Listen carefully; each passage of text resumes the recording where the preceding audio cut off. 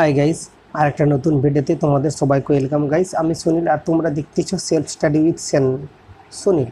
তো গাইস দেখো, আজকে চড়ক উৎসব।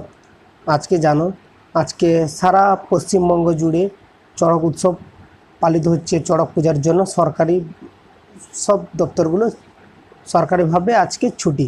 তো বুঝতেই পেরেছো, চড়ক উৎসব বিশেষ করে আমাদের কোথায় কোথায় পালন হচ্ছে, পশ্চিমবঙ্গে পালন হচ্ছে, ত্রিপুরাতে পালন হচ্ছে, আর কিছু বাংলাদেশে কিছু হিন্দু সম্প্রদায়ের মানুষরা এই ধর্মোৎসবটা পালন করে থাকে। তো চড়ক উৎসব যে হচ্ছে, অনেক ব্যক্তি আছে বা অনেক মানুষ আছে চড়ক উৎসবটা কেন পালন করা হয়, চড়ক উৎসবটা কিভাবে আসলো হিন্দু সম্প্রদায়ের মধ্যে, আর সত্যি এই চড়ক উৎসব আমাদেরকে সত্যি আনন্দ দান করছে, কতটা আমার মানব জীবনে কতটা প্রভাব ফেলেছে, এটাই আজকে এই ভিডিওতে আমি তোমাদেরকে বোঝানোর চেষ্টা করব। ঠিক আছে গাইস, দেখো, তো তোমরা জানো এটা হচ্ছে এটা হচ্ছে বাংলা যেটা সাল চলছে বাংলাতে। তো এই সালটা শেষের মুখে, এবারে চৈত্রের শেষ। আর তোমরা তো জানোই চড়ক পূজাটা চৈত্রের শেষেই, চৈত্র সংক্রান্তির দিনেই এই চড়ক উৎসবটা পালিত হয় বা হয়ে থাকে। মানে এই চড়ক উৎসব চৈত্র মাসের শেষে শুরু হয় এবং চলতে থাকে বৈশাখ মাসের 2 তারিখ 3 তারিখ 3-4 দিন চলতে থাকে মোটামুটি। ঠিক আছে, এর জন্য অনেক মানুষের সমাগম হয়, একসঙ্গে মানুষ একত্রিত হয়ে এই মেলাতে আসে, উপভোগ করে এই উৎসবটা। তো বুঝতে পারছি এই মেলাটা কোথায় কোথায় হয়, তোমরা জানতে পারলে যে পশ্চিমবঙ্গ, ত্রিপুরা আর বাংলাদেশে হয়। ঠিক আছে, তো চৈত্র মাসের শেষের দিন এই পুজো অনুষ্ঠিত হয়। তো 2-3 দিন ব্যাপী এই এই চড়ক পূজাটা চলতে থাকে আমাদের এই পশ্চিমবাংলাতে হোক বা যারা হিন্দু দেবদেবতার পূজা করে। ঠিক আছে, তো এটাই কি আমরা বলবো চড়ক সংক্রান্তি নামে, এটাই হচ্ছে চড়ক সংক্রান্তি নামে পরিচিত। আর এই চড়ক পূজার বিভিন্ন নাম আছে, যে নীল পূজা, গম্ভীর পূজা, মানে শিবের গাজন, এটাই মানে চড়ক পূজারই অন্য অন্য নাম কী নামে মানুষরা জানে। ঠিক আছে, আর এটাই জনশ্রুতিকে আছে, জনশ্রুতি এটাই আছে যে আমাদের বাংলাতে, বিশেষ করে আমাদের ওয়েস্ট বেঙ্গলে জনশ্রুতি এটাই আছে যে 1485 সালে তখন সুন্দরানন্দ ঠাকুর নামে একটা রাজা ছিল। সে হচ্ছে এই পূজার উদ্বোধন বা শুরু করেছিল 1485 সালে। বুঝতে পেরেছো মানে কত সালে? 1485 সালে। তো এই পূজাটা উদ্বোধন করছিলেন। এবার এই পূজা কথিত আছে কি জানো? কথিত আছে, দেখো, বিভিন্ন লোককথা জানো তো তোমরা? লোককথা লোকে মুখে প্রচারিত হয়ে হয়ে যেটা হয়ে আসতেছে, এটাই তো লোককথা না? তো কথিত আছে, দেখে এই পূজার কথিত আছে যে ওই মানে এই দিনটাই কী হয়েছিল, এই দিনটা শিবের যে ভক্ত ছিল বাণ রাজা, উনি হচ্ছে শিবের ভক্ত ছিল বা শিব উপাসক ছিল বলতে পারো। ঠিক আছে, এবারে ওই শিবের যে ভক্ত ছিল বাণ রাজা, এর সঙ্গে দ্বারকাধীশ শ্রীকৃষ্ণ, যাকে শ্রীকৃষ্ণ ভগবান বলি, আর এই পাশে শিব ভগবান বলে আমরা আমাদের কাছে পূজিত হন। এবারে বাণ রাজার সঙ্গে শ্রীকৃষ্ণের যুদ্ধ বাঁধে। এবারে যুদ্ধে ক্ষতবিক্ষত হয়ে কী করলো, যুদ্ধে ক্ষতবিক্ষত হলো, কে? বানর রাজা ক্ষতবিক্ষত হয়ে গেল।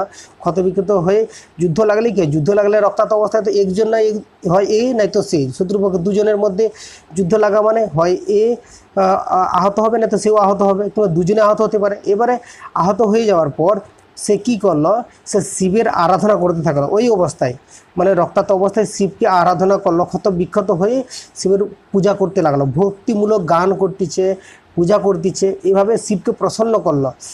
তো প্রসন্ন করার ফলে সে শিবকে প্রসন্ন করার পরে অভীষ্ট হয়ে গেলেন, শিব সন্তুষ্ট হয়ে গেলেন। বুঝতে পারছো তো? আগেকার সময় কী হয়েছিল, তুমি একটা হয়তো কোনো একটা ব্যক্তি হয়তো কোনো একটা দেবতাকে সন্তুষ্ট করার জন্য হয়তো বনে চলে গেছে, তপস্যা করতেছে, হয়তো 1 কাল কেটে গেছে, 2 কাল কেটে গেছে, এরকম হতে পারে। আবার হয়তো দেখো 1 দশক 2 দশক হয়ে গেছে, এরকম মানুষের মুখে বা এখনও সমাজের মধ্যে জনশ্রুতি হয়ে আছে। হয়তো এই 10 বছর, 15 বছর, 20 বছর, 30 বছর, অনেক বছর হয়তো তপস্যা করে দিচ্ছে, এরকম ব্যাপারটা লোকের মুখে এখনও প্রচারিত হয়ে আসে এরকম। তো ওই সময় কী হলো, শিবকে সন্তুষ্ট করলো। শিবকে সন্তুষ্ট করার ফলে এই দেখো তোমরা শৈব সম্প্রদায়, মানে যারা শিব ভক্ত, ওই সম্প্রদায়ের লোকগুলো কী করলো, শিব প্রীতির জন্য উৎসবটা করে থাকেন। মানে বুঝতে পারছো, ওই শিবকে সন্তুষ্ট করছে যে ওই দিনটিকে স্মরণীয় করে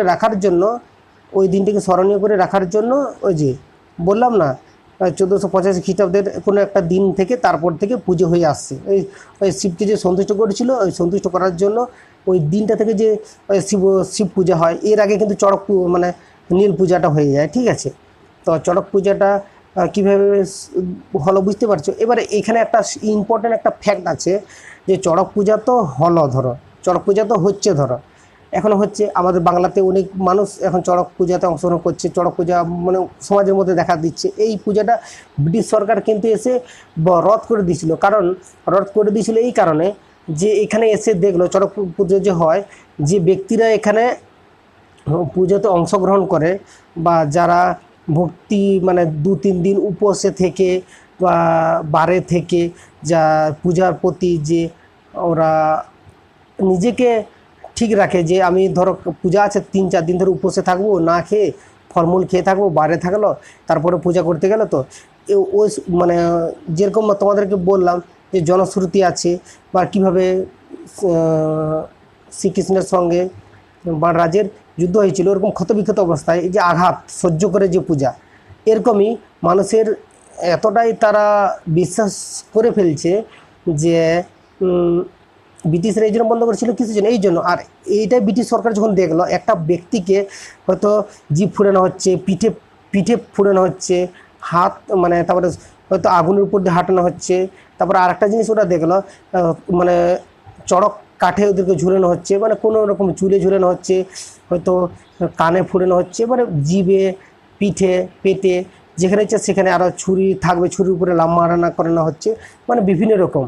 মানে এইসব যখন দেখলো ব্রিটিশ সরকার এটাকে নিষিদ্ধ করে দিয়েছিল সেই ইংরেজদের আমলে।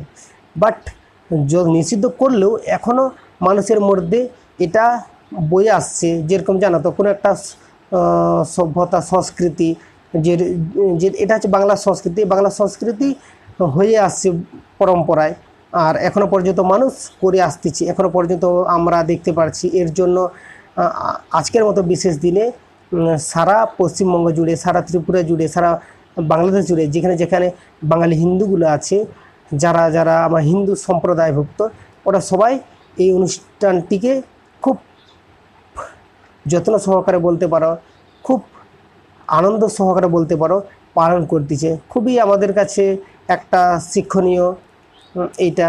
তো এইটা পালন করে আসতেছে, মানে এটা নিশ্চয়ই এক সময় কোনো না কোনো সময় হয়েছিল, এই লোককথায় বা লোকমুখে প্রচারিত হয়ে আসছিল বা জনশ্রুতিতে আছে বলেই আমরা এটাকে আজ জানতে পেরেছি।